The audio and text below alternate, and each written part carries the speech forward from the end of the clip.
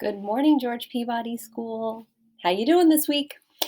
I'm here with my friend Kat, who has something that she's been really wanting to tell me. So, do you want to see what's going on with Kat? Kat, what is going on with you? What's going on? Miss Keane, I am very, very, very worried. There is something going on. It's a catastrophe. It is a disaster. It's an emergency. It's a mess. Wow, that sounds really big. What's going on? Well, you sound really worried. I am. Check my pocket. Okay,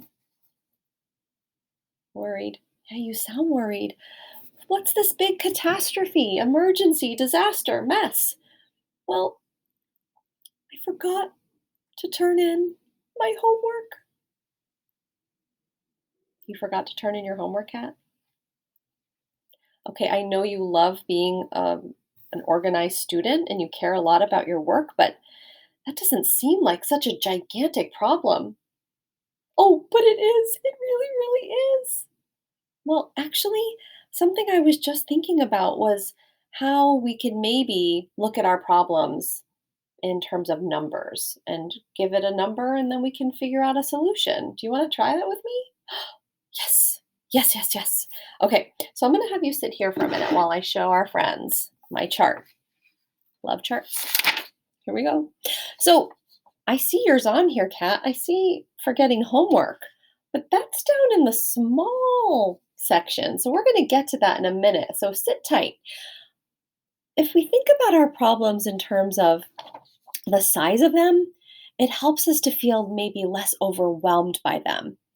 And if we call every little problem a giant emergency, our brain kind of gets really tired out.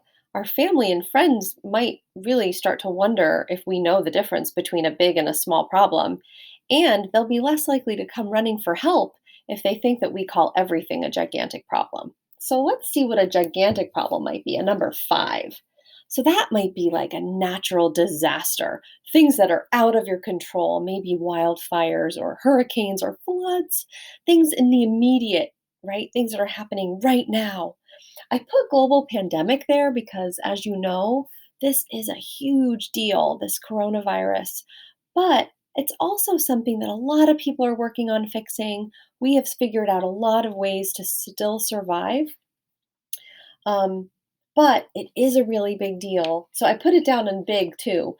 But there have been people who've died and there have been people who've lost jobs. So it's a huge deal. And I don't want to minimize that at all. So again, number four, big. So the global pandemic is a big problem. So are family struggles. So maybe things like divorce, um, or maybe something even worse than that, like someone dying. So I know that there are deaths in the family and things that are really big. And so, knowing how to get help for the feelings that are coming up, those big, overwhelming feelings that come up when you have a really big problem like that is super important. Knowing who to talk to, knowing how to take care of yourself, knowing that your reactions to the big problems is okay, that having those big feelings is okay, but just knowing what to do with those is really important. And that's why you have family members or me or your teachers to talk to. So, three, a medium problem could be moving.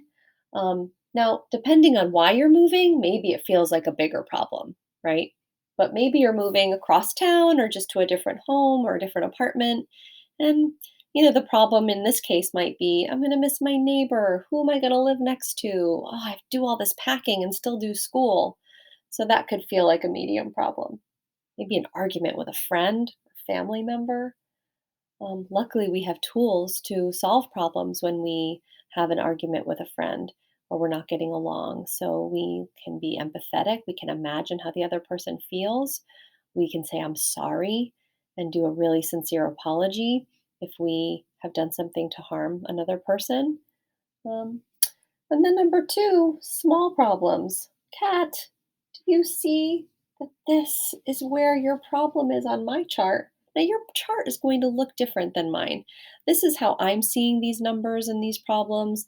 Your sizes and numbers and might be a little different, but it's really important not to put something like forgetting homework up at the top where gigantic things like natural disasters are. Does that make sense?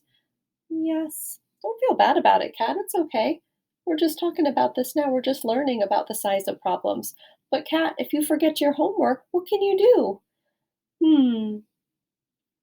I can, and this is you forgot to do your homework or you forgot to turn it in? Well, I did it. I just didn't turn it in. Oh my goodness. So what do you need to do? Turn it in? Yeah, turn it in. Maybe contact your teacher and let them know that it's coming and it's late and why, right? Taking responsibility is a really important way to handle a problem. Maybe forgetting a friend's birthday is small. We're getting into the tiny section. Number one, tiny. Staying up late and feeling tired. That's kind of a tiny problem, right? And then zero, a glitch. What's a glitch? That's like a nothing problem, right? That's like a fly is buzzing around your head when you're trying to read. That's more of like an annoyance. So if we are reacting to a fly buzzing around as if it was a five, then we know we need to think, okay, is this a five? Mm-mm. Is this a three? No, still not. Oh, this is like a zero, one kind of problem. And what can I do? I can move my spot. I can shoo the fly away. I can try to ignore it. We have lots of options for these. So some of the problems are so big that other people, important people, researchers, doctors are working on them like the global pandemic and we're so lucky that there are people working on it every day so that our world can open back up. Some of the other problems, like down here, are more within your control. So it's important to learn how to be a problem solver. So, first, think about what number your problem is. Then, think about what you can do to make that problem smaller.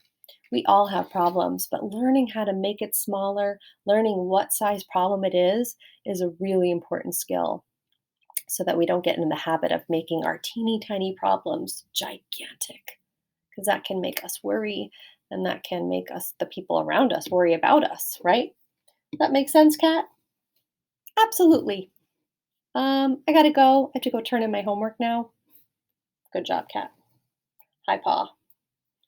Thanks, everyone. Have a wonderful week, and I'll see you soon. Bye.